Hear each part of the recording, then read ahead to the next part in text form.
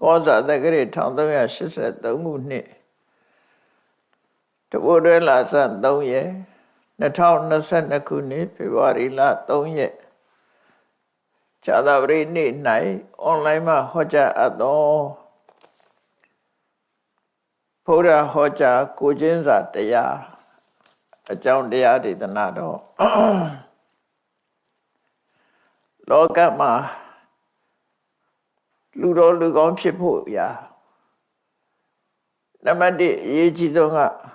ကိုကျင်းစာတရားပဲဖြစ်တယ်နံပါတ်2ကကံကံဤအကျိုးယုံကြည်မှုအဲ့ဒီနှစ်ခုကလူတော်လူကောင်းဖြစ်ဖို့အတွက်အခြေခံအပြင်အရေးပါတယ်လို့ပြောကိုကျင်းစာတရားဆိုတာအရာရာမှာလူတွေဟာကိုကျင်းစာတတ်ပြီဆိုလို့ရှိရင်တစ်ဖက်သားပေါ်မကောင်းတာတွေလောက်မှမဟုတ်ဘူးအကောင်းတဲ့အနေနဲ့ဆက်ဆက်ညပါမဟုတ်ဘူးမိမိမကြိုက်တဲ့အလုပ်ကိုသူတို့ကိုပြုလုပ်ကြမှာမဟုတ်ဘူးအဲ့တော့ကိုကျင်းစာတရားထားလိုက်မယ်ဆိုရင်လူတော်လူကောင်းဖြစ်ဖို့ရာစွာအခွင့်အလမ်းရှိတယ်ပေါ့အဲ့တော့အခြေခံအပြင်ကိုကျင်းစာတရားဆိုတာလည်းမြတ်စွာဘုရားဟောကြားခဲ့တာဖြစ်တယ်ကိုကျင်းစာဆိုတာဘယ်အရာပဲဖြစ်ဖြစ်ကိုကြိုက်တာကိုမကြိုက်တာကိုကြိုက်ခြင်းမကြိုက်ခြင်းနှစ်ခုပေါ်မှာအခြေခံပြီးတော့တစ်ဖက်သားပေါ်မှာစာနာထောက်ထားတာငါမကြိုက်တဲ့အလုပ်သူလည်းကြိုက်မှာမဟုတ်ဘူးငါကြိုက်တဲ့ဟာသူလည်းကြိုက်မယ်ဆိုလိုတာလူအများစုနဲ့ပြောမယ်ဆိုရင်ဘာကိုကြိုက်ပြီးဘာကိုမကြိုက်တာတော့ဆိုရင်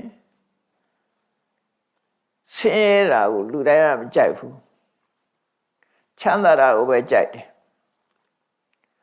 ဆင်းရဲဒုက္ခကိုလူတိုင်းဟာရှင်မုန်းကြတယ်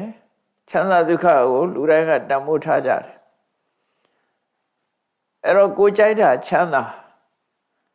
ကိုကြိုက်တာချမ်းသာသူများလည်းပဲချမ်းသာဒုက္ခကိုကြိုက်မှာပဲဆိုကိုကျင်းစာတရားနဲ့သူများဒုက္ခရောက်အောင်မလုပ်တော့ဘူးပေါ့သူတို့ဆိုလိုတယ်ကိုကြိုက်သူကြိုက်ကောင်းကျိုးချမ်းသာဆိုတာလူတိုင်းကြိုက်ကြတာမို့အဲ့တော့ကိုမကြိုက်တာကိုလူတွေကကိုကြိုက်တာကိုမလုပ်ဘဲနဲ့ကိုမကြိုက်တာသူများပေါ်ကြတော့လှုပ်လေလှုပ်တာရှိကြတယ်ဥပမာမယ်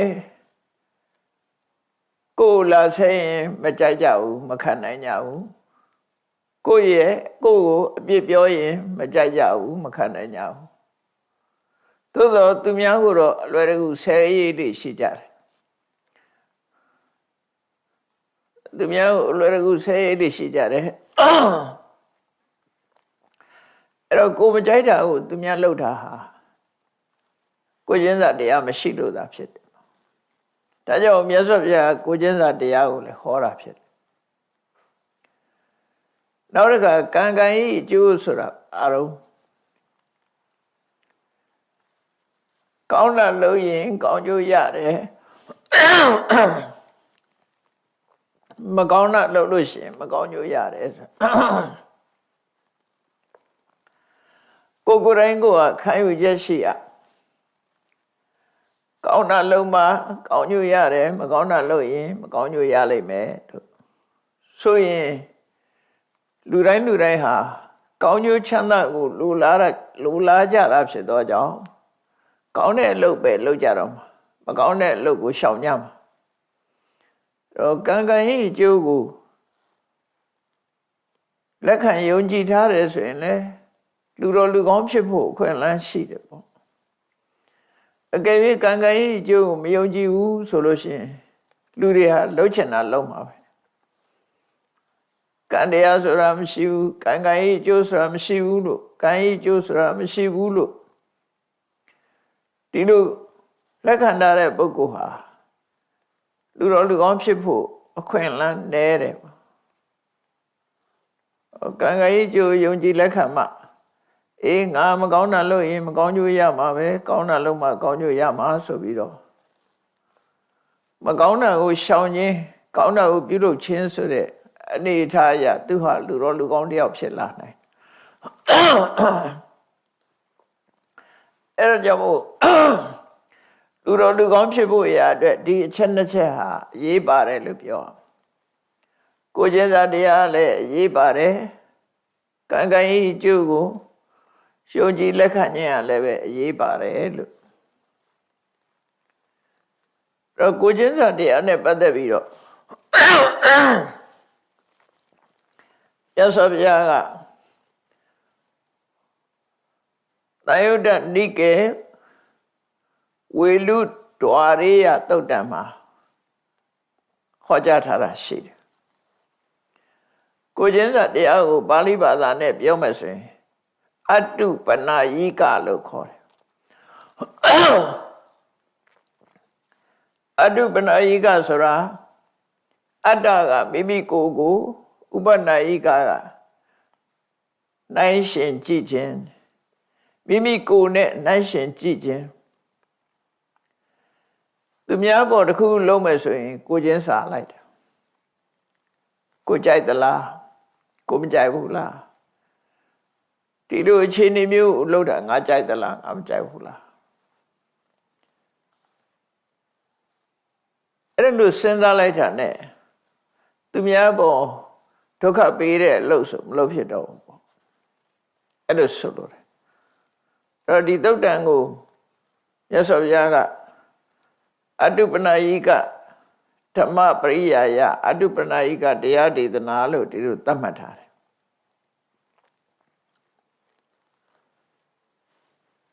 မြတ်စွာဘုရားကောသလတိုင်းမှာ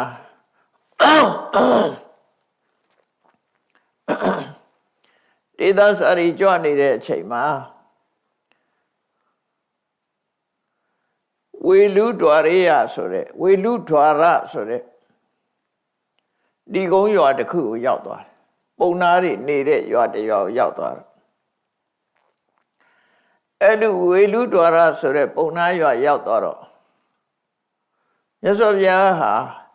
နေရာအနှံ့အပြားထိုခေတ်ကခုံတရင်ကြော်စောတာဖြစ်တယ်အမည်နာမနဲ့ဘယ်လိုကြော်စောတော့ဆိုသမနောခလုဘောဂောရမောတကြဗုဒ္ဓောတကြကုလပပစိတောတာဂိဝေမင်းမျိုးကနေပြီးတော့ရဟန်းပြုလာတဲ့တာဂိဝေမင်းသားယဟန်ဂေါရမဟာကောသရတိုင်းထဲမှာခီးသွားနေတယ်ရဟန်းတော်ဒီခြံရံနဲ့ခီးသွားလျက်ရှိတယ်ခီးသွားပြီးတော့ယခုအခါမှာဝေလူဒွါရရွာကိုရောက်နေတယ်ဆိုတဲ့သတင်းဟာတမဟုတ်အတွင်းမှာပြန့်နှံ့ပြီးတော့သွားတယ်။ဘာကြောင့်ပြန့်နှံ့သွားတော့ဆိုမြတ်စွာဘုရားရဲ့ဂုဏ်သတင်းဟာကြော်စောနေတာဘလို့ကြော်စောတော့ဆိုရင်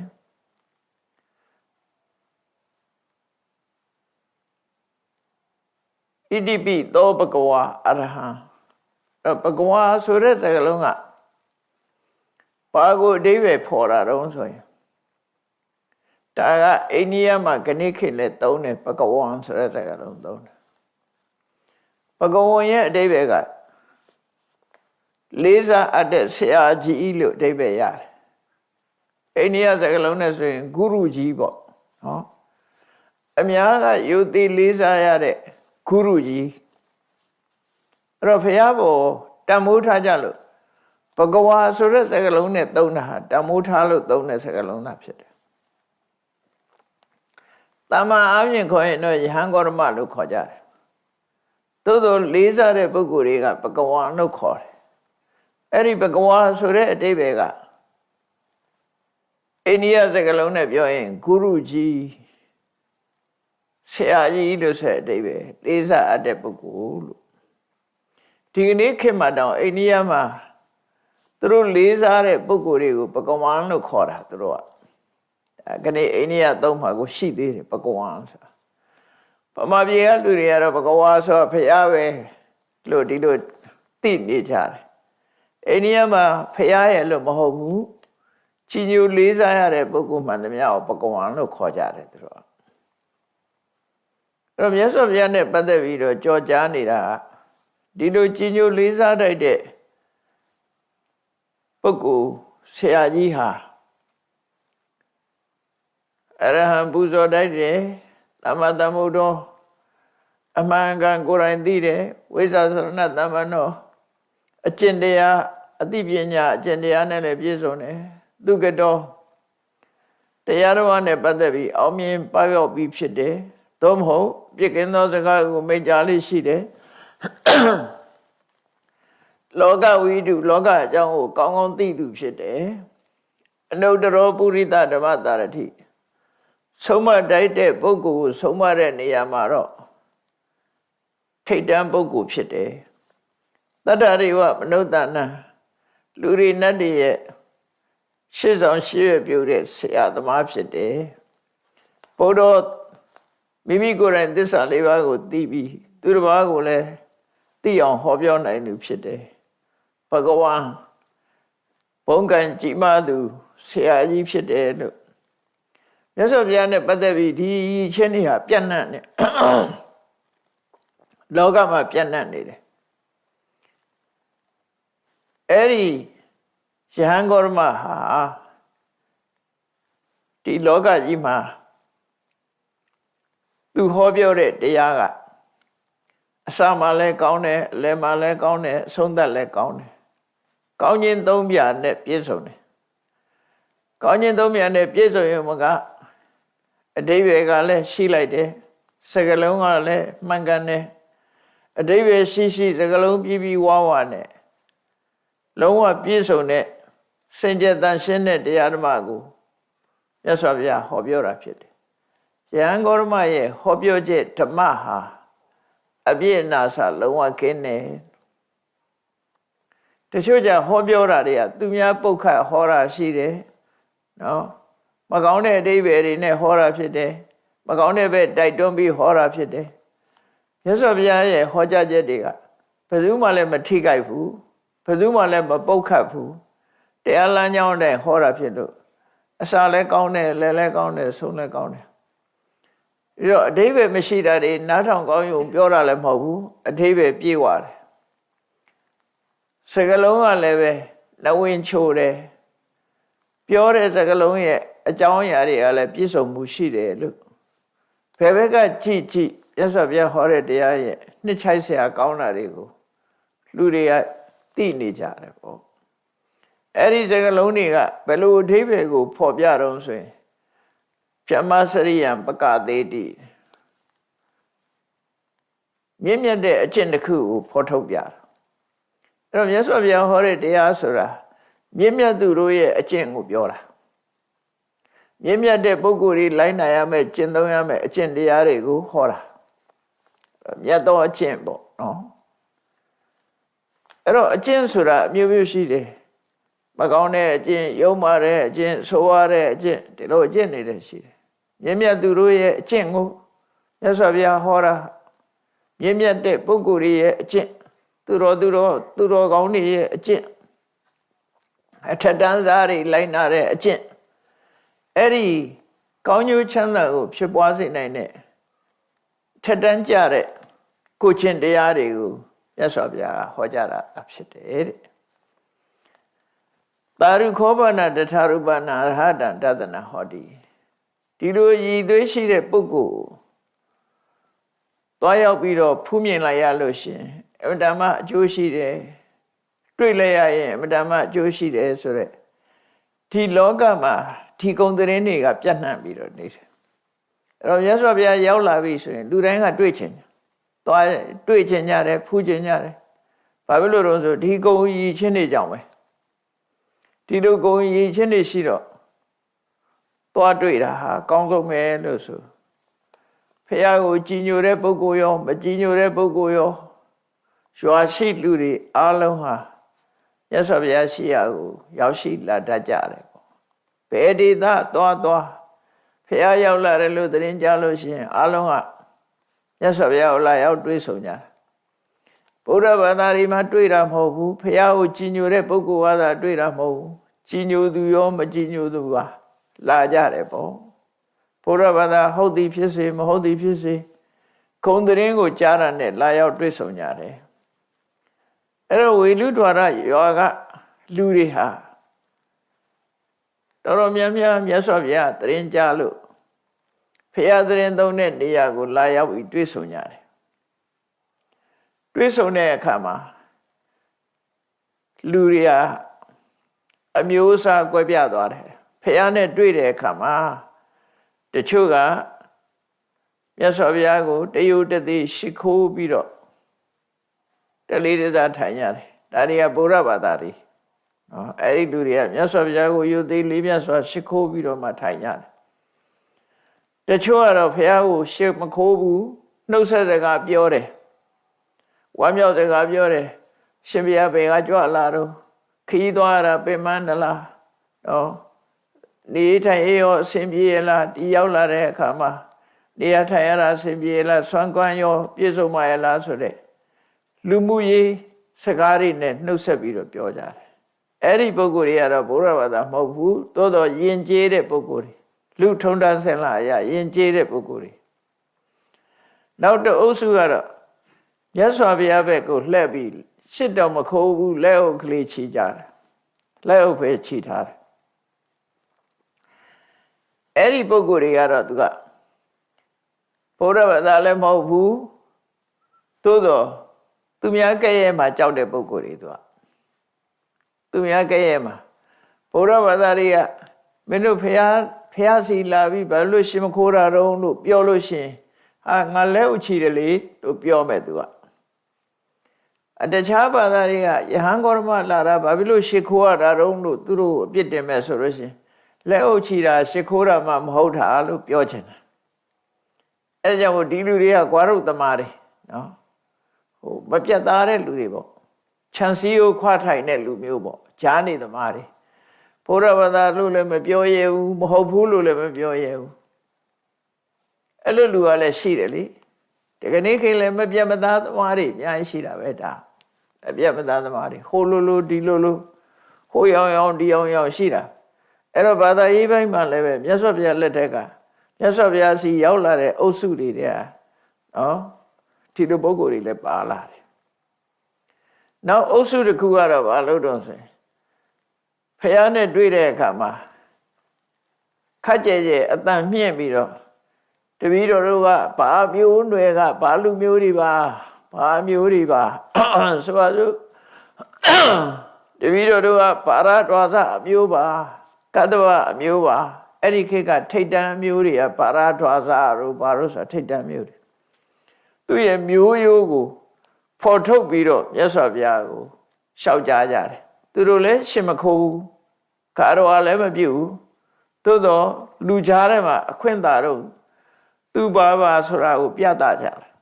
အဲ့လိုလူမျိုးကလည်းပါတယ်အဲ့ဒီလူတွေကြတော့ဘလို့လူတွေတုံးဆိုတော့အခြေအနေတစ်ခုခုကြောင့်သူတို့ဟာလူကြားထဲမှာလူမထင်မရှားဖြစ်သွားတဲ့ပုဂ္ဂိုလ်တွေလူကြားထဲမှာလူသိမများမထင်မရှားဖြစ်သွားတဲ့အခါမှာမြတ်စွာဘုရားစီရောက်လာတဲ့ပရိသတ်ကအလွန်များတာအလွန်များတော့သူတို့အခွင့်ကောင်းမှုလို့သူတို့နာမည်ကိုကြေညာကြတာအဲ့ဒီပုဂ္ဂိုလ်မျိုးတွေကလည်းလာတယ်သူတို့အမည်နာမကိုထုတ်ဖော်ပြီးတော့မြတ်စွာဘုရားရှေ့မှာထိုင်ကြတယ်အဲ့ဒီပုဂ္ဂိုလ်တွေကလည်းဗုဒ္ဓဘာသာမဟုတ်ဘူးတချို့သောပုဂ္ဂိုလ်တွေကြတော့မြတ်စွာဘုရားစီရောက်လာဘာမှမလျှောက်ဘူးဒီတိုင်းငုတ်တုတ်ထိုင်ပရိသတ်ထဲလာပြီးဒီတိုင်းငုတ်တုတ်ထိုင်အဲ့ဒီပုဂ္ဂိုလ်တွေကတော့အသိဉာဏ်သိပြီးတော့မရှိတဲ့ဉာဏ်ဉာဏ်သွေးမမိတဲ့ပုဂ္ဂိုလ်တွေလို့ပြောတာဉာဏ်ဉာဏ်သွေးမမိတဲ့ပုဂ္ဂိုလ်တွေသူများရောင်လို့ရောင်မဲ့ပုဂ္ဂိုလ်တွေပေါ့ရောပြီးတော့ထိုင်တဲ့ပုဂ္ဂိုလ်တွေအဲ့လိုအုပ်စု၅ခုရောက်လာနော်အုပ်စု၅ခုဒါလူပိဋကတ်တဲ့ဆိုတာဒါရှိနိုင်တယ်လေ ပထမအုပ်စုကဘုရားကိုကြည်ညိုတဲ့လူတွေကဘုရားကိုရှ िख ိုးပြီးတော့တနေရာမှာထိုင်ကြတယ်ဒါဘုရားကိုကြည်ညိုတဲ့အုပ်စုဘုရားကိုတော့မကြည်ညိုဘူးဒါပေမဲ့လူမှုရေးနားလဲတယ်အခင်းပါတယ်ရှင်ကျေးမှုအရာမြတ်စွာဘုရားကိုနှုတ်ဆက်တယ်နှုတ်ဆက်ပြီးထိုင်နေကြတယ်အဲ့ဒါတွေကတော့လူယဉ်ကျေးလို့ပြောနောက်အုပ်စုတစ်ခုကတော့လက်ဟုတ်ဖဲချီတယ်ဘုရားကိုရှ िख ိုးဘူးသူတို့ကသူများကပြောလာလို့ရှိရင်ခြေပါဖို့အတွက်ရှ िख ိုးဘူးလားလို့ပြောရင်လက်ဟုတ်ချီထားတာပဲဘာလို့ရှ िख ိုးတာတုံးလို့ပြောလို့ရှိရင်လေလက်ဟုတ်ချီတာရှ िख ိုးတာမှမဟုတ်တာလို့အဲ့လိုဘုရားဘာသာလည်းမဟုတ်တခြားဘာသာဝင်လည်းမဟုတ်လူပြောသူပြောမခံကျင်တဲ့ပုဂ္ဂိုလ်တွေပေါ့အဲ့ပုဂ္ဂိုလ်တွေကအမည်နာမကိုထုတ်ဖို့ပြောတဲ့ပုဂ္ဂိုလ်တွေကတော့လူလောကမှာအခွင့်သာတော့နာမည်ရခြင်းလို့ပြောတဲ့ပုဂ္ဂိုလ်တွေတဲ့နောက်ဘာမှမပြောဘဲနဲ့လူကြားထဲမှာတိတ်တိတ်ပဲထိုင်နေတဲ့ပုဂ္ဂိုလ်တွေကတော့အသိဉာဏ်အားနေတဲ့ပုဂ္ဂိုလ်တွေအဲ့လိုဝိနုဒ္ဒရယောမှာလူအုပ်စု5ခုမြတ်စွာဘုရားစီရောက်လာအဲ့လိုထိုင်နေပြီးတဲ့အခါမှာထက်ထက်မြက်မြက်ရှိတဲ့လူကြားထဲမှာစကားပြောလိမ့်ရင်ကြေးရှိကြတဲ့ပုဂ္ဂိုလ်တွေကမြတ်စွာဘုရားနဲ့တွေ့တော့သူတို့သိကျင်တာမေးကြတယ်သူတို့ဆန္ဒရှိတာကိုဖွင့်ထုတ်ပြီးပြောကြတယ်အဲ့တော့လူတွေရဲ့ဆန္ဒဘာရှိတုံးဆိုတော့သူတို့ပြောတယ်အရှင်ဂေါရမကျွန်ုပ်တို့ဟာဒါမျိုးဖြစ်ချင်ပါတယ်ဒီလိုဆန္ဒရှိပါတယ်ဘယ်လိုဆန္ဒရှိတုံးဆိုရင်အိမ်တော်ရဲ့သားနဲ့သားသမီးတွေရဲ့အလယ်မှာလည်းနေခြင်းတယ်ဝိကြိုင်တဲ့နသာပမ္မနသာတွေကိုလည်းအသုံးပြုခြင်းတယ်ရွှေငွေပစ္စည်းဥစ္စာတွေလည်းချမ်းသာခြင်းတယ်ဆိုလိုတာကမိသားစုဘဝမှာလည်းနေခြင်းတယ်ပစ္စည်းဥစ္စာလည်းချမ်းသာခြင်းတယ်တည်တဲ့အခါမှာလည်းကောင်းရသူဂတိရောက်ခြင်းတယ်ဘုန်းကြီးမွတ်နိုင်ဘူးလို့ပြောတာသူတို့သာသနာ့ဘောင်ထွက်ပြီးတော့ရှင်ဖျားလို့တော့ဘုန်းကြီးမွတ်နိုင်ဘူးတပည့်တော်ကသားတွေသမီးတွေနဲ့အိမ်တော်ရဲ့သားကိုမိသားစုနဲ့ပျော်ပျော်ကြီးနေခြင်းတယ်ကာမဂုဏ်စည်းစိမ်တွေခံစားပြီးပျော်ပျော်ကြီးနေခြင်းတယ်ရွှေငွေတွေနဲ့လည်းပေါ်များကြွယ်ဝခြင်းတယ်မနေရလို့သိတဲ့အခါကျရင်ကောင်းအသူတိဘုံလည်းရောက်ခြင်းတယ်ဆိုလိုတာဒီဘဝလည်းပျော်ပျော်ပါးပါးနေခြင်းတယ်နောက်ဘဝလည်းကောင်းအသူတိရောက်ခြင်းတယ်ဒါသူတို့ရဲ့ဆန္ဒပါတဲ့အဲ့ဒီဆန္ဒကိုဖြည့်ဆည်းပေးနိုင်တဲ့အကျင့်တရားမျိုးကိုအရှင်ဘုရားလမ်းညွှန်ပေးနိုင်ပါမလားတဲ့နော်ဒီဘဝမှာလည်းပျော်ပျော်ပါးပါးမိသားစုနဲ့နေရမယ်နောက်ဘဝကျတော့လည်းကောင်းအသူတိရောက်အောင်မယ်အဲ့ဒီတရားမျိုးကိုတပည့်တို့ဟောပါနိဗ္ဗာန်ရဲ့အကြောင်းတရားမတားကြဘူးမတောင်းဘူးနော်နိဗ္ဗာန်ရဲ့အကြောင်းတရားပြောတာမဟုတ်ဘူးဒါလူများစုကဒီတိုင်းပဲဆန္ဒရှိမှာဘဝမှာအစဉ်ပြေခြင်းနဲ့မနေရလို့သိတဲ့အခါကောင်းအသူတိဘုံရောက်ခြင်းနဲ့ဒါလူဆန္ဒပဲဒါလူများစုရဲ့ဆန္ဒဒီတိုင်းပဲအဲ့တော့ကိုယ့်ကိုမေးကြည့်တော့ဘာဖြစ်ခြင်းလဲကိုယ့်အများစုကတော့ဒီတိုင်းပဲဖြစ်ရဘဝမှာအစဉ်ပြေပြီးတော့ချမ်းချမ်းသာသာနေခြင်းနဲ့သိရင်လည်းကောင်းရသူဒီဘုံရောက်ခြင်းဒါအဓိကပဲဖြစ်တယ်သူတို့လည်းအဲ့ဒီဆန္ဒရအဲ့ဒီဆန္ဒကိုဖြည့်ဆည်းပေးနိုင်တဲ့တရားဒေသနာမျိုးကိုသူတို့ဟောပါတဲ့အဲ့ဒီတရားဒေသနာမျိုးကဘာလို့ဆိုအတုပနာယိကကိုချင်းစာတရားပဲဖြစ်တယ်ကိုချင်းစာတရားထားလို့ရှိရင်ဒီဘဝမှာလည်းချမ်းချမ်းသာသာနေရမယ်သိရင်လည်းကောင်းတဲ့ဒီဘုံရောက်မယ်ဒါမှမဟုတ်မြတ်စွာဘုရားကအတုပနာယိကံဝောဃာပတယောဓမ္မပရိယဒေသတာပိအေးအဲ့ဒါဆိုလို့ရှိရင်မင်းတို့ငါကိုရင်းစာတရားဟောမယ်တန်တုနာထသာရုကမနတိကရောထငါဟောမယ်တရားကိုနားဆိုင်ပြီးထောင်းစိတ်ထဲမှာဆွဲမှတ်ပြီးတော့ထားဟောမယ်ဆိုပြီး မြတ်စွာဘုရားကသူတို့ဆန္ဒနဲ့ပြေဝစေတဲ့တရားမျိုးကိုဒီသုတ်တံမှာဟောတာဖြစ်တယ်ဒါကြောင့်မို့ဗုဒ္ဓဟောကြားကိုချင်းစာတရားကိုချင်းစာတရားဆိုတာသူများနဲ့ဆက်ဆံလာလို့ရှိရင်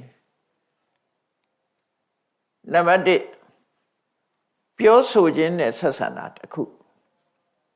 နံပါတ်2ကပြုလုပ်ခြင်းနဲ့ဆက်ဆံတာတစ်ခုစိတ်ထဲမှာရှိတာနဲ့မဆိုင်ဘူးလူတွေကတူနဲ့တူဆက်ဆံကြတယ်ဆိုရင်အပြောနဲ့ဆက်ဆံအလုံးနဲ့ဆက်ဆံနှစ်ခုရှိတယ်ပေါ့အဲ့ဒါနဲ့ပတ်သက်ပြီးတော့မြတ်စွာဘုရားကအလုံးနဲ့ဆက်ဆံမှုနဲ့ပတ်သက်ပြီးတော့ဒီသူတို့ကိုအရင်ရှင်းပြတယ်ကိုကျင်းစာတရားထားဖို့အလုံးနဲ့ပတ်သက်တဲ့ဆက်ဆံမှုကိုအရင်ရှင်းပြတယ်ကိုကျင်းစာတရားဆိုတာတဲ့ဒီလောကမှာစိတ်ကောင်းနှလုံးကောင်းရှိတဲ့ပုဂ္ဂိုလ်ဟာသူကဒီလိုစဉ်းစားတယ်တဲ့စဉ်းစားပုံစဉ်းစားနည်းလေးကိုစကြည့်လူတိုင်းကကိုမစဉ်းစားဘူးဆိုရင်လည်းကိုစဉ်းစားရမယ်ဒီတိုင်းစဉ်းစားမယ်ငါဟာအသက်ရှည်ခြင်းနဲ့မသေးခြင်းဘူးချမ်းသာခြင်းနဲ့ဆင်းရဲကိုယွမုန်းတယ်ဒါလူတိုင်းကကိုကြည့်မယ်ငါအသက်ရှင်ခြင်းနဲ့မသေးခြင်းဘူးချမ်းသာခြင်းနဲ့ဆင်းရဲမှာကြောက်တယ်ဆင်းရဲမှာကြောက်တယ်အဲ့ဒါလို့ကိုယ်ရင်စဉ်းစားပြီးတော့အဲ့တော့မသေးခြင်းဘူးအသက်ရှင်ခြင်းနဲ့ချမ်းသာခြင်းနဲ့ဆင်းရဲကိုကြောက်တယ်ဆိုတဲ့ငါကို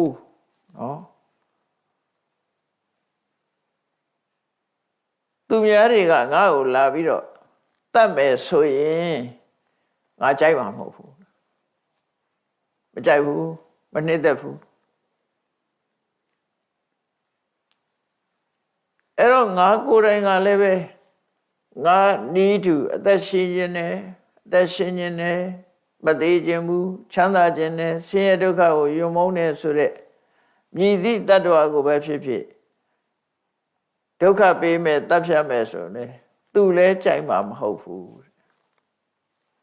အဲ့တော့ငါမကြိုက်တာသူလည်းကြိုက်မှာမဟုတ်ဘူးဒါကိုကျင့်စာတရားပဲနော်ငါမကြိုက်တဲ့အလုပ်သည်သူလည်းမကြိုက်တဲ့အလုပ်ပဲဖြစ်မယ်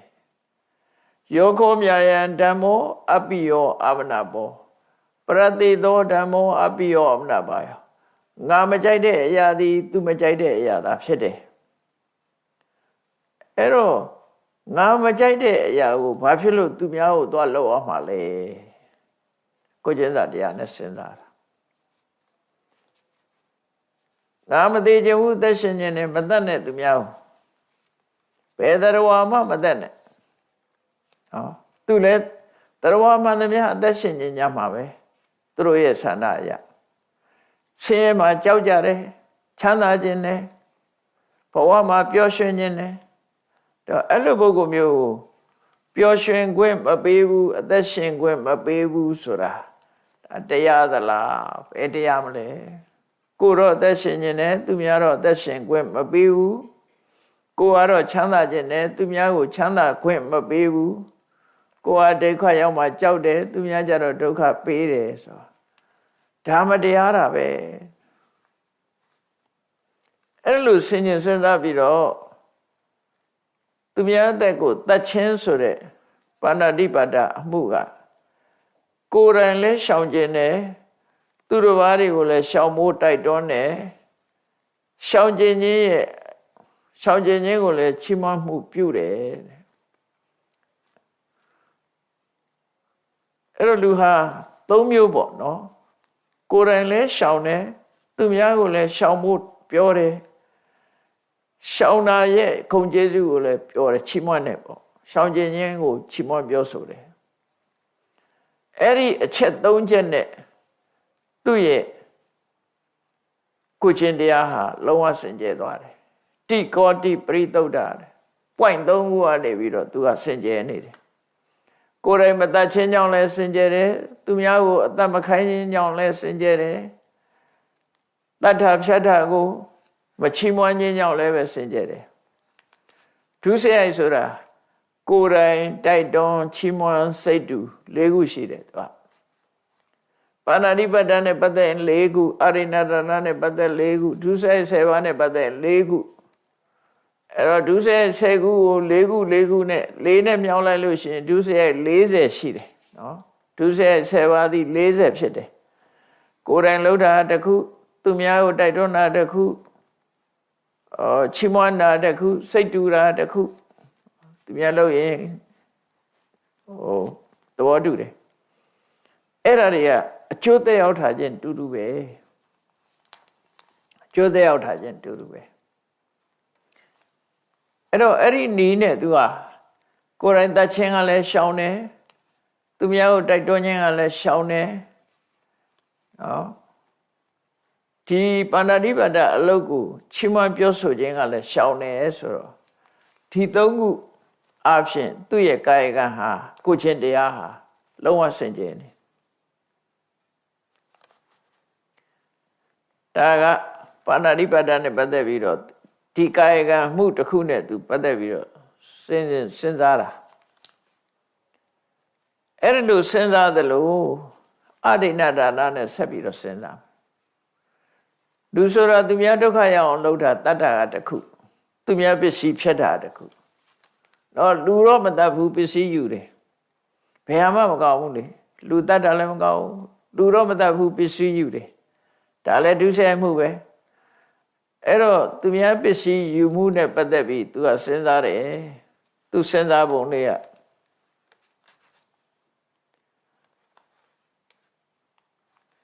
တယောက်ကငါပစ္စည်းကိုမပေးဘဲနဲ့အတင်းအာဓမယူမယ်ဆိုရင်ငါမကြိုက်ဘူးငါကလည်းသူများပစ္စည်းကိုမတရားတဲ့နည်းနဲ့ရအောင်ယူမယ်ဆိုရင်သူများကလည်းကြိုက်မှာမဟုတ်ဘူးအဲ့တော့ငါမကြိုက်တဲ့အရာသည်သူများမကြိုက်တဲ့အရာပဲဖြစ်တယ်ငါမနှစ်သက်တဲ့အရာသည်သူများမနှစ်သက်တဲ့အရာဖြစ်တယ်အဲ့တော့သူများမကြိုက်တဲ့အလုပ်ကိုငါဘာလို့လုပ်ရမှာလဲ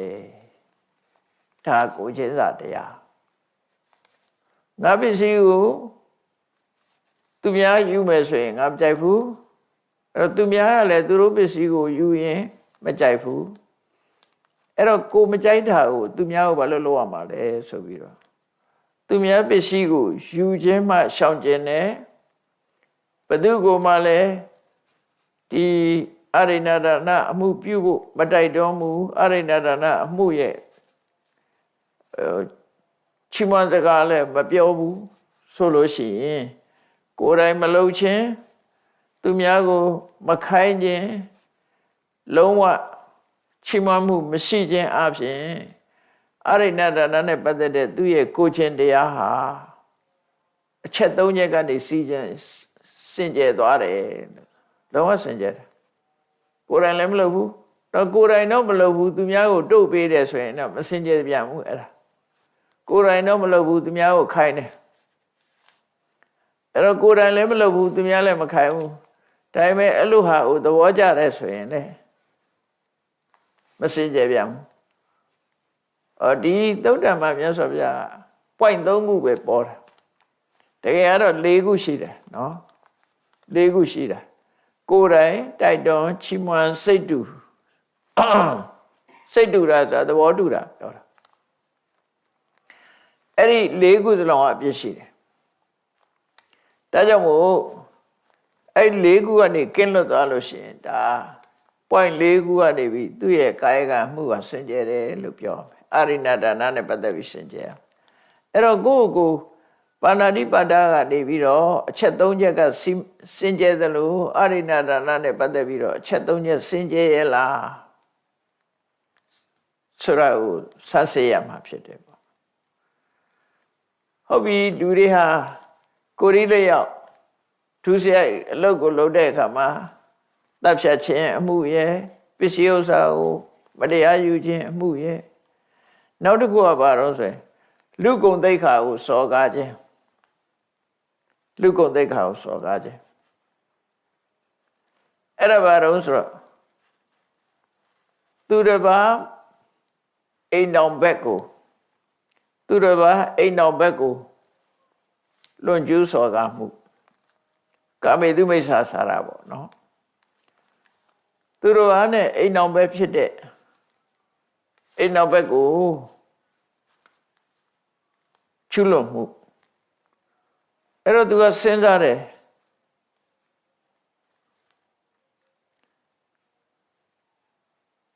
လူတယောက်ဟာငါရဲ့အိမ်အောင်ဘက်ကိုစော်ကားမယ်ဆိုရင်ငါမကြိုက်ဘူး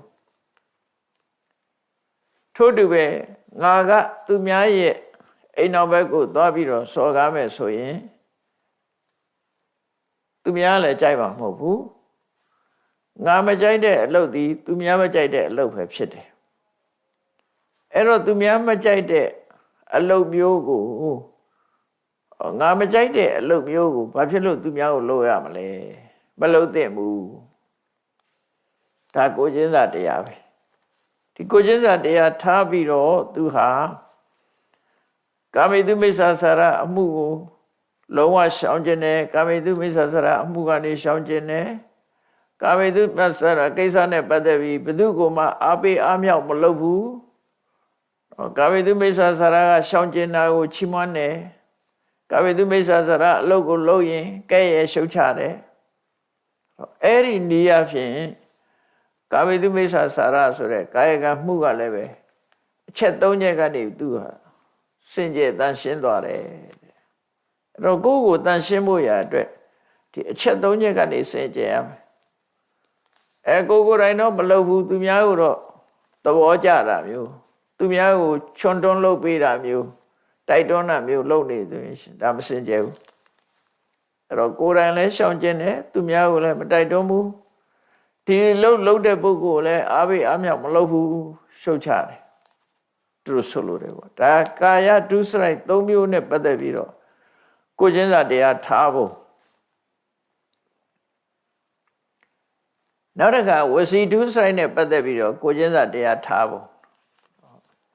လောကသူများနဲ့ပတ်သက်တာဆိုရင်ကာယကံနဲ့ဝစီကံကသူများနဲ့ပတ်သက်တာမနောကံကြတော့ကိုယ့်ရင်ထဲမှာပဲဖြစ်တယ်အဲ့တော့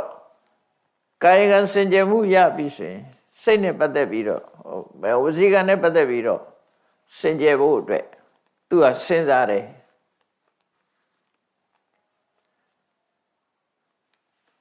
လူတယောက်ဟာလိန်ညာပြီးတော့ငါအကျိုးစီးပွားပျက်စီးအောင်လုပ်မယ်ဆိုရင်ငါကြိုက်မှာမဟုတ်ဘူးငါကလည်းသူ့ရဲ့လိန်ညာမှုနဲ့သူ့ရဲ့အကျိုးစီးပွားကိုပျက်စီးအောင်လုပ်ရင်သူလည်းကြိုက်မှာမဟုတ်ဘူးငါမကြိုက်တဲ့ဟာသည်သူမကြိုက်တဲ့ဟာပဲဖြစ်တယ်အဲ့လိုသူမကြိုက်တဲ့အရာကိုငါဘာလို့လုပ်အောင်မလဲကိုချင်းစာတရားကိုယ်ကိုလားလိန်ပြီးတော့ကိုယ်အကျိုးစီးပွားပြက်အောင်လုပ်ရင်ကိုမခံနိုင်ဘူးအဲ့တော့ဒီနေရာမှာမုသဝါဒဆိုတဲ့နေရာလေးမှာလိန်တိုင်းတော့အပြစ်ကြီးတာမဟုတ်ဘူးမလိန်တာတော့အကောင်းတယ်ပေါ့သို့တော့ဒီနေရာမှာဒုစရိုက်အနေနဲ့ပြောတဲ့မုသဝါဒကဘာတော့ဆိုရင်သူများအကျိုးစီးပွားပြက်အောင်လိန်တဲ့အလိမ်မျိုးကိုဆိုလိုတယ်နော်ဒါကြောင့်မို့လို့ဒီမှာမုသဝါဒေနအထံပင်စေးရတယ်မုသဝါဒဖြင့်သူတစ်ပါးအကျိုးပျက်စီးအောင်လုပ်တာဥပမာယုံမြင်ကနာတက်ပြီးတော့လူတယောက်ဟာကိုယ်လည်းမမြင်မဲနဲ့သူခိုးတာကိုယ်လည်းမမြင်မဲနဲ့ဟုတ်တယ်ဒီလူခိုးပါတယ်ဆိုရင်ဟိုလူကထောင်တန်းကျသွားသို့မဟုတ်ယောရတယ်ဆိုရင်သူ့အကျိုးစီးပွားတွေပျက်စီးသွားအဲ့လိုလူတယောက်ရဲ့အကျိုးစီးပွားကိုဖျက်ဆီးတဲ့မုသဝါဒမျိုးဆိုလို့ကိုရှိတာမပေးခြင်းလို့မရှိဘူးပြောလိုက်တာဒါမျိုးဆိုလို့တာမဟုတ်ဘူးနော်ပြဿနာမတက်ခြင်းလို့မသိဘူးပြောလိုက်တယ်အဲ့ဒီလိုလိန်နီးကလိန်နာကိုပြောတာမဟုတ်ဘူးဒီမုသဝါဒဒုစရိုက်ကကိုပြောလိုက်လို့တစ်ဖက်သားနင့်နာဆုံးရှုံးသွားတာနင့်နာဆုံးရှုံးသွားတယ်အဲ့ဒီလိုလိန်လေလှည့်စားပြီးတစ်ဖက်သားအကျိုးစီးပွားပြက်ပြောင်းအောင်လုပ်တဲ့မုသဝါဒကိုငါးပါးသီလမှာဆိုလိုတယ်လို့မှတ်တာအဲ့တော့ချို့ကတော့ပြောရပေါ့မုသားဖြူဆိုပြီးတော့စာသုံးတော့မဟုတ်ဘူးပေါ့ မူသားဖြူတာလားမဲတာလားနော်သူတို့ကတော့မူသားဖြူဆိုပြီးတော့ပြောထားရှိကြတယ်အဲ့တော့ငါးပါးသီလမှာပါတဲ့မုဒ္ဒဝါဒသည်တစ်ဖက်သားအကျိုးပျက်စီးအောင်ပြောတဲ့မုဒ္ဒဝါဒကိုဆိုလိုတယ်လို့ဒီလိုတော့မှတ်ထားဖို့လိုတယ်အမေရိုက်မှကြောက်လို့လိန်နာအဖေရိုက်မှကြောက်လို့လိန်နာအဲ့ဒီမုဒ္ဒဝါဒမျိုးတွေမဟုတ်ဘူးလူသိမှရှက်လို့လိန်နာအဲ့လိုမျိုးဆိုလိုတာမဟုတ်ဘူးကိုပစ္စည်းမပေးခြင်းလို့လိန်နာရှိရတဲ့နဲ့မရှိဘူးလို့ပြောလိုက်တယ်တစ်ဖက်သားမှာအကျိုးစီးပွားမပြတ်ဘူးဆိုလို့ရှိရင်အဲ့ဒီမုဒ္ဒဝါဒဒီ၅ပါးသီလထဲမှာပါတဲ့အပြစ်ကြီးတဲ့မုဒ္ဒဝါဒတော့မဟုတ်ဘူးသို့တော့လိမ်လီမှုကတော့ဖြစ်တာပေါ့သူကအပြစ်ကြီးမှဒီသူများရဲ့အကျိုးပျက်စီးမှထိခိုက်နစ်နာသွားမှကိုယ့်ရဲ့မုဒ္ဒဝါဒပို့ပြီးတော့ဆိုးတယ်ပေါ့နော်သူများအကျိုးပြပြမှုဆိုတာပို့ရေးကြီးတယ်ပေါ့သူများအကျိုးမပျက်စီးဘူးဆိုလို့ရှိရင်တော့ကိုယ့်ကိုကာဝယ်တဲ့အနေနဲ့လိမ်လိုက်တယ်သိတယ်မသိဘူးလို့ပြောလိုက်တယ်ပြဿနာမတက်ချင်ဘူးရှိတယ်ဆိုတာသိရတဲ့နဲ့မရှိဘူးပြောလိုက်တယ်ကိုယ့်ပစ္စည်းမပေးခြင်းလို့မရှိဘူးပြောအဲ့လိုမျိုးဆိုလိုတာမဟုတ်ဘူးဒုစရိုက်နဲ့ပတ်သက်တဲ့မူတော်အဲ့ဒါကိုရှင်းရှင်းလင်းလင်းနားလည်ဖို့လိုတယ်မြတ်စွာဘုရားကိုယ်တိုင်ကမူတော်ဝါဒနဲ့ပတ်သက်ပြီးတော့ဆွေမျိုးညာတိတို့ရဲ့အလဲမှာဖြစ်စေပရိသတ်တွေရဲ့အလဲမှာဖြစ်စေရုံးပြင်ကနာတက်ပြီးတော့ဖြစ်စေသူ့ကိုတတ်သိအရာထားမေးလို့ရှိရင်တဲ့မသိပဲနဲ့သိတယ်လို့ပြောတယ်သိရတဲ့နဲ့မသိဘူးလို့ပြောတယ်အဲ့လိုပြောသည့်အတွက်ကြောင့်တစ်ဖက်သားအနစ်နာသွားတယ်ဆိုအဲ့ဒီမူတဝါဒမျိုးဆိုလိုတယ်အကျိုးစီးပွားဖြည့်ဆည်းပြတဲ့မူတဝါဒမျိုးဆိုလိုတယ်ပေါ့သို့တော့အကျိုးစီးပွားမဖြစ်တဲ့မူတဝါဒကိုပြောတဲ့သလားဆိုတာအဲ့လိုကြီးတော့လည်းပြောတဲ့တယ်လို့တော့ပြောတာမဟုတ်ဘူးသို့တော့ဒုစရိုက်အနေနဲ့မဟုတ်ဘူးသူ့မှာရည်ရွယ်ချက်ရှိတယ်လေသူကြောက်လို့လိမ့်နေဆိုတာအကြောက်ပြေတာပေါ့မပေးခြင်းလို့လိမ့်နေဆိုရင်တော့မပေးရတော့ဘူးပေါ့ဘယ်သူမှအကျိုးစီးပွားမပြည့်စည်ဘူးလေအကျိုးစီးပွားမပြည့်စည်သည့်အတွက်ကြောင့်ပြောမယ်ဆိုရင်ဒီဒုစရိုက်အရာမုဒ္ဒဝါဒမဖြစ်ဘူးလို့ပြောရမှာပေါ့သို့တော့မြတ်စွာဘုရားကဆုံးမတာတော့ရှိစရာအနေနဲ့တော့မုဒ္ဒဝါဒတော့မပြောပါနဲ့လို့ဆုံးမတာမုဒ္ဒဝါဒလှုပ်လိုက်လို့ရှိရင်လူဟာလိန်ထပ်သွားလို့ရှိရင်လိန်ချင်းဆိုတဲ့မှောင်ရိပ်မှာကွယ်ပြီးတော့မဟုတ်တာလှုပ်တတ်တယ်ဒါကြောင့်မို့လိန်မို့တော့မကြိုးစားနဲ့လို့ပြောရမှာဒါအပြစ်မရှိဘူးပြောတာမဟုတ်ဘူးမလိန်ကောင်းမှုလိန်ကောင်းတယ်လို့ပြောတာမဟုတ်ဘူးအတိပ္ပယ်ကအပြစ်ကြီးတဲ့မုဒ္ဒဝါဒဆိုတာလူတယောက်ရဲ့အကျိုးစီးပွားကိုပျက်စီးအောင်ပြောတဲ့မုဒ္ဒဝါဒမျိုးငါးပါးသီလမှာပါတာအဲ့ဒါမျိုးဆိုလို့တယ်အဲ့တော့မမှန်မကန်ပြောရခြင်းတူပေမဲ့လို့ရှိရချက်အမျိုးမျိုးရှိတယ်ရှိရချက်မျိုးမျိုးရှိတယ်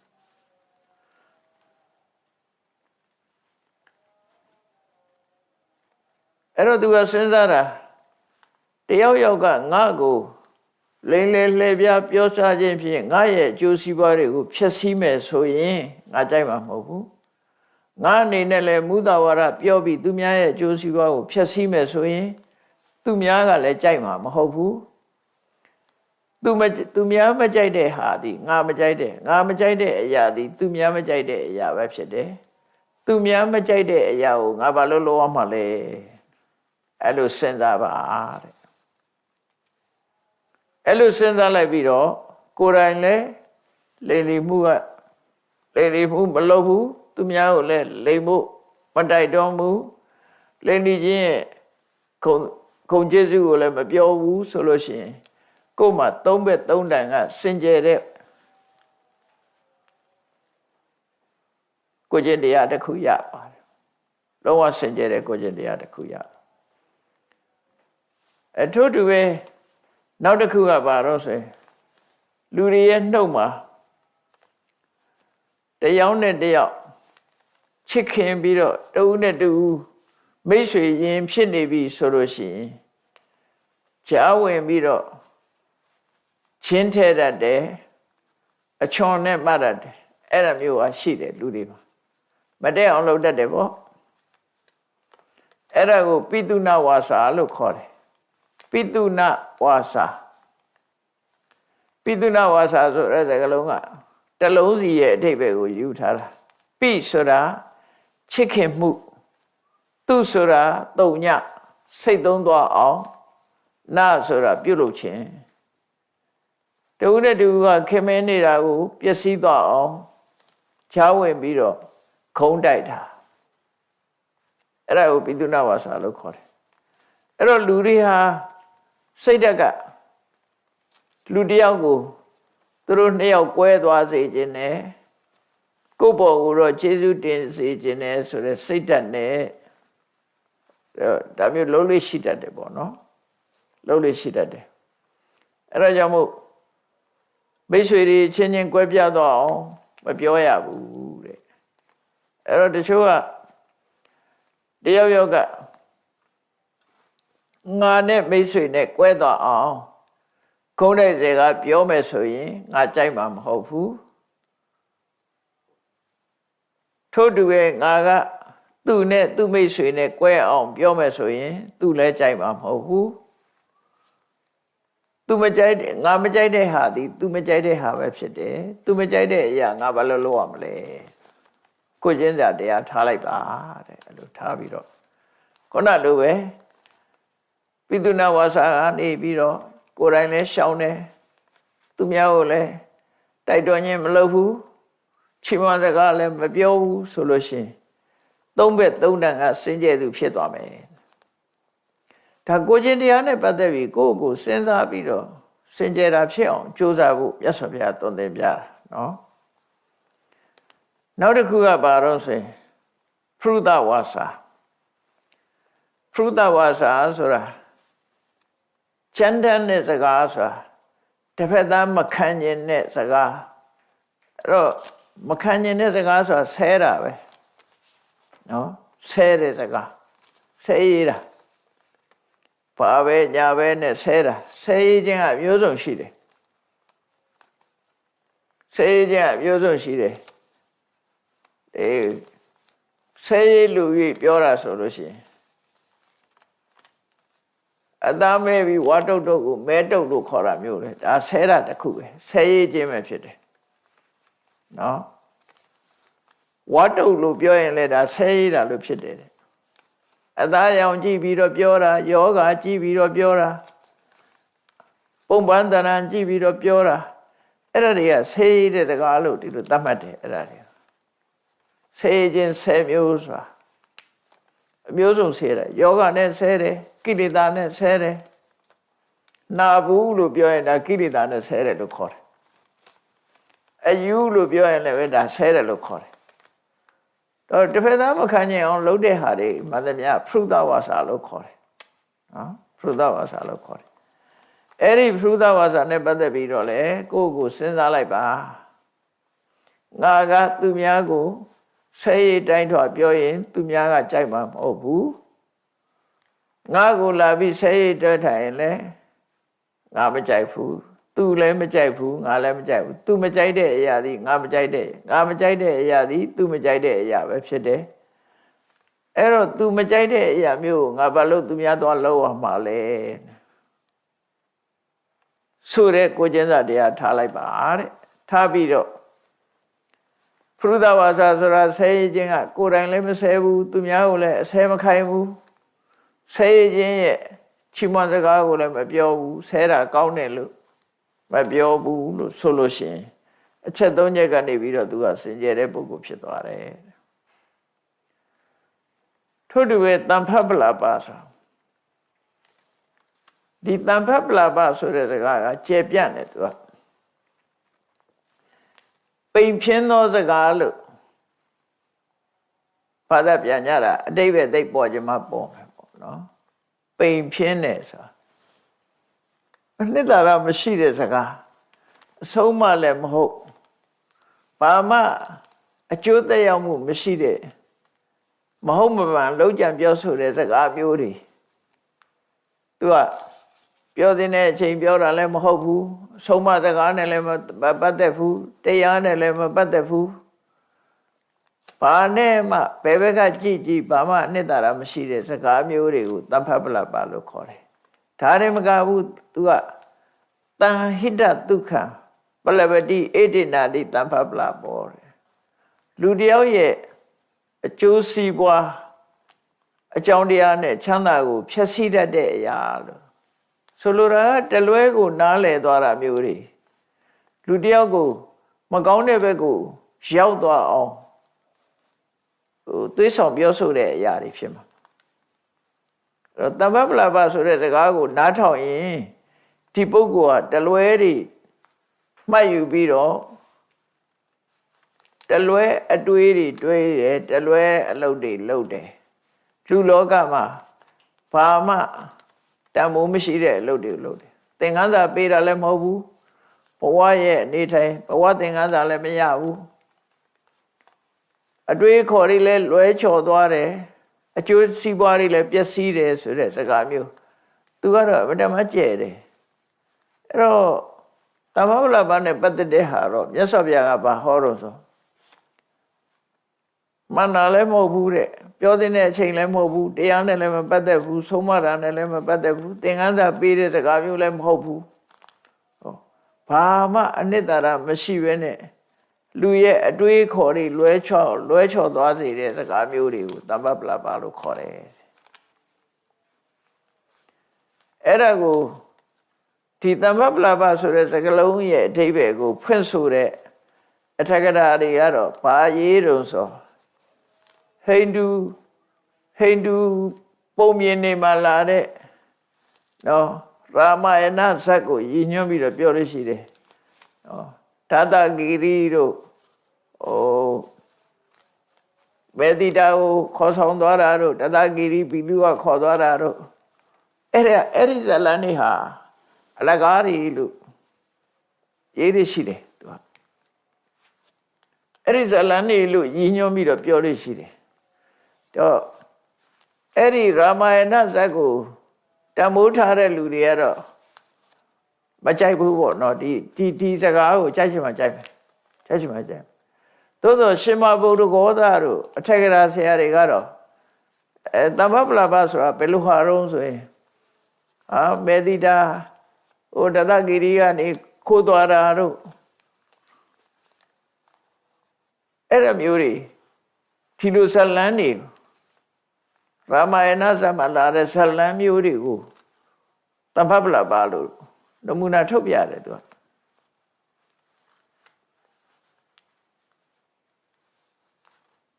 တော့ယဉ်ကျေးမှုအရတမ္ပဒီရာမယဏဇတ်ဆိုတာလေအိန္ဒိယလာတဲ့ရာမယဏဇတ်ကိုရှစ်ပေါင်းတော်ကြာအောင်ကပြကြတာအခု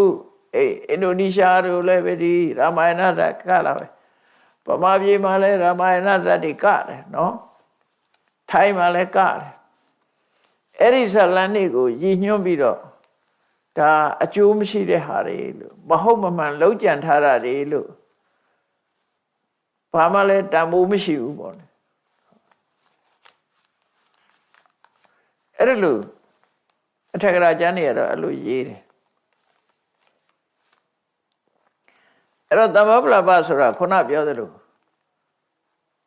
တရားနဲ့လည်းသက်ဆိုင်တာမရှိဘူးဆုံးမမှုနဲ့လည်းသက်ဆိုင်တာမရှိဘူးလူဘဝကောင်းကျိုးချမ်းသာပေးတဲ့နိလန်းနဲ့လည်းပတ်သက်မှုမရှိဘူးအဲ့ဒါလို့အလေးနတ်တော့တန်ဖိုးမရှိတဲ့စကားမျိုးတွေကိုခုခေတ်ပြောတဲ့အပလာတွေပေါ့နော်အဲ့ဒါမျိုးတွေကိုတမ္ပပလပလို့ခေါ်တာလို့သူတို့ပဲကြံမြင့်မှန်သူ့အဓိပ္ပာယ်ကတော့တန်ဟိတဒုက္ခပလပတိဝိနသေတိတိတမ္ပပလပေါ်ဆိုတန်ဖဆိုတာအကျိုးစီးပွားနဲ့ချမ်းသာဒုက္ခကိုဖျက်ဆီးတဲ့စကားမျိုးတဲ့လူရဲ့အကျိုးစီးပွားနဲ့ကောင်းတာတွေကိုဖျက်ဆီးတဲ့စကားမျိုးအဲ့တော့အတွေးခေါ်တွေလွဲမှားသွားစေတဲ့စကားမျိုးတွေကတမ္ပပလပစကားလို့ပြောနိုင်တယ်အတွေးခေါ်တွေလွဲမှားသွားစေတဲ့အကြောင်းအရာအဲ့ဒါနဲ့ပတ်သက်ပြီးတော့လည်းပဲသူကစဉ်းစားတယ်ငါဟာသူများကလာပြီးတော့အကျိုးမဲ့စကားတွေနဲ့ပြောပြီးတော့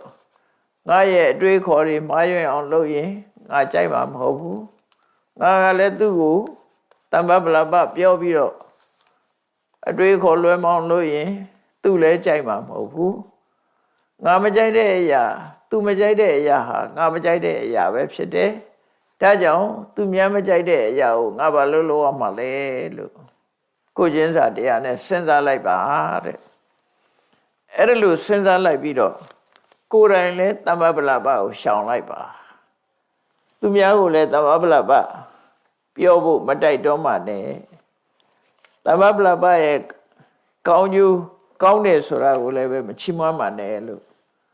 မြတ်စွာဘုရားအဲ့ဒါလို့ဆိုလို့ရှိရင်သူ့ရဲ့နှုတ်အကျင့်ဟာရှုထောင့်၃ခုကနေပြီးတော့သူ့ရဲ့နှုတ်အကျင့်ဟာစင်ကြယ်သွားတယ်အလုံးပေါင်းလိုက်တဲ့အခါကျတော့ကာယကံ၃ပါးဝစီကံ၄ပါးနဲ့ပတ်သက်ပြီးတော့စင်ကြယ်မှု9ပါးဖြစ်သွားရနော်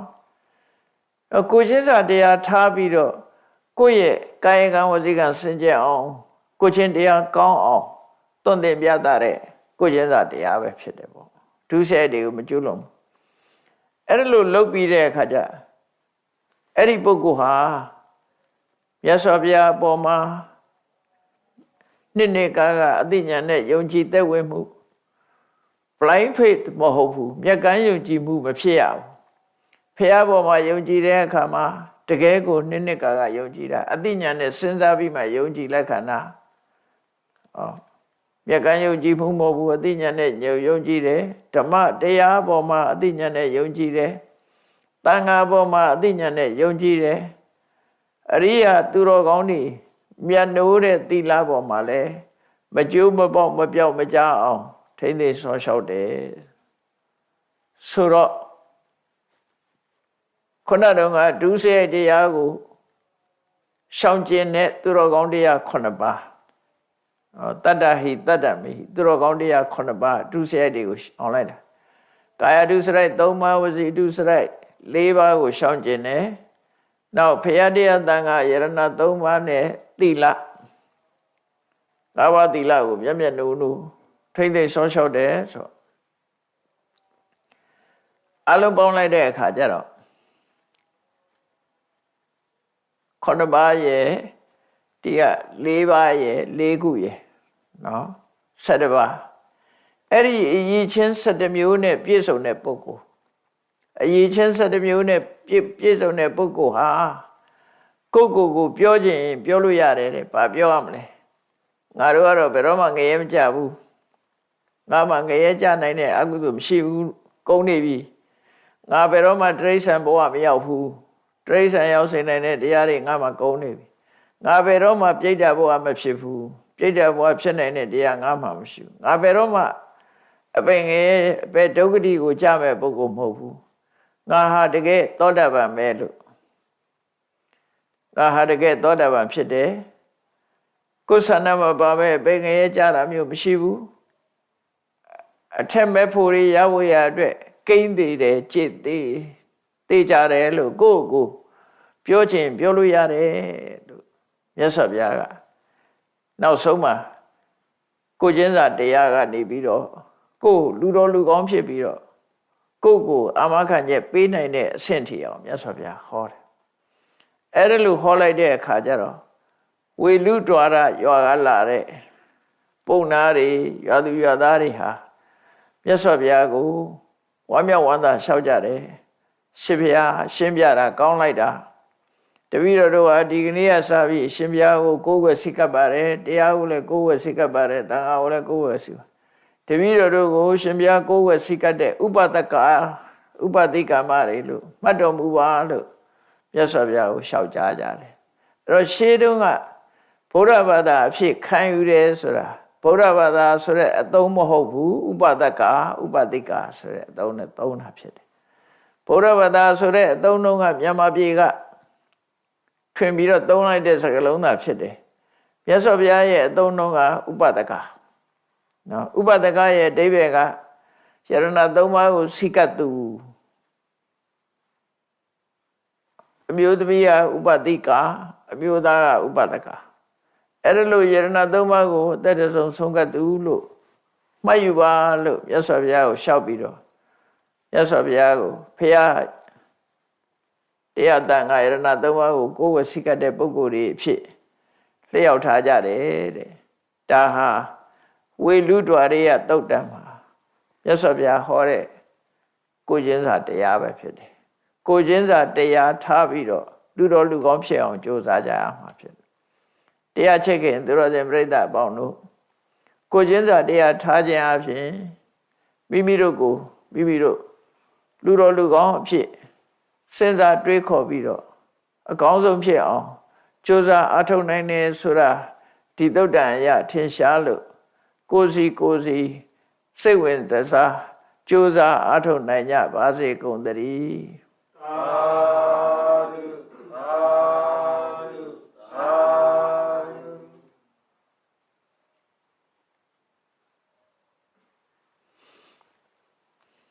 ရှင်းသက်ချရအောင်အရှင်ဖေယဖေယတပည့်တော်တို့သည်ဓမ္မအသိဉာဏ်ရရှိမှသာလျှင်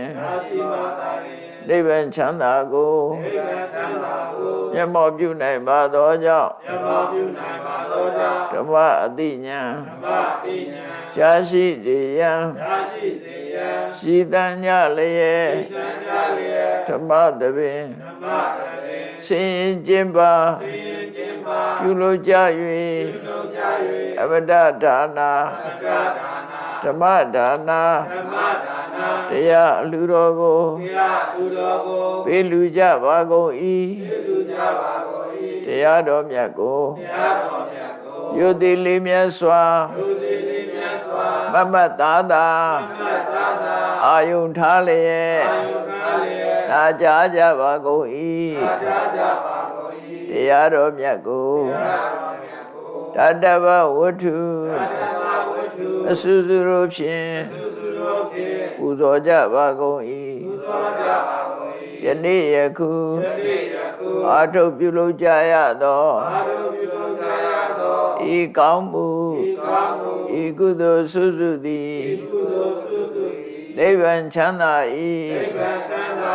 အကြောင်းထောက်ပံ့ဖြစ်ပါစေသတည်းဤကောင်းမှု၏အဖို့ဘာကကိုအမိအဖာအဖို့အဖွာဆရာသမားမှစ၍ကဝါသူကဝါသာလူနတ်မြမတတ္တဝါများတို့အားအမြဝေငှပါကုန်၏ကုသိုလ်အမြကိုယ်စီရကြကုန်သည်ဖြစ်၍ကိုယ်စိတ်နှဖျား